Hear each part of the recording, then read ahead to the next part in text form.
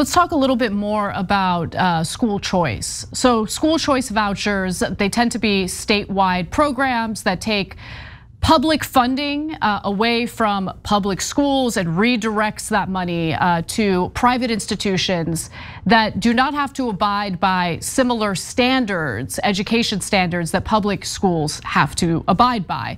And so how do you consider the lack of standards and how that might play a role in a system in which voters would not have the right to vote unless, in your dream scenario, they pass a civics test? What if those public dollars are being funneled to certain religious private schools that do a poor job in educating their students about American history, civics, basically what they need to know, the education they need in order to pass the civics test that you think people need to pass in order to be able to vote?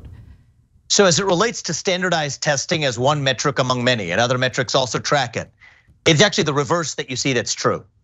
Public schools are badly failing across this country. And if you look at the correlation between the schools that spend the most money per student, Anna, those are the schools that achieve the poorest results 90% of the time across this country. So the irony is, if a parent is moving a kid from a school that spends more money per student to a school that spends less money per student, 90% of the time they're moving to a school that actually has higher achievement as it relates to standardized tests and other metrics. So in my view, I actually have a somewhat radical idea on this.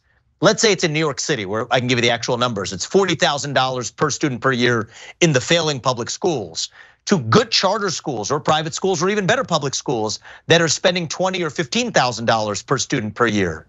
I think that parent, that kid, should be able to take half that difference with them.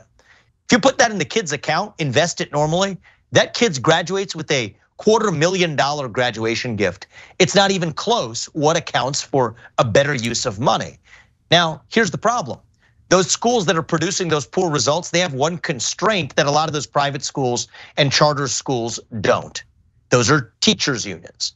And so I've had actually both experiences in my own life. I went to a not great public school, 1st through 8th grade. And then my parents decided to work extra hard and make some sacrifices to be able to send me to a private school for high school in Cincinnati. Just look at the last several years. In the COVID pandemic, the Cincinnati public schools were closed for a full year and then almost a full next year. This high school that I went to, there were 4 total days that were closed the entire time. So it's not that COVID only affects kids at public schools or teachers at public schools. To the contrary, these teachers' unions are failing our kids, failing the very constituents, the very members of the public they're supposedly serving.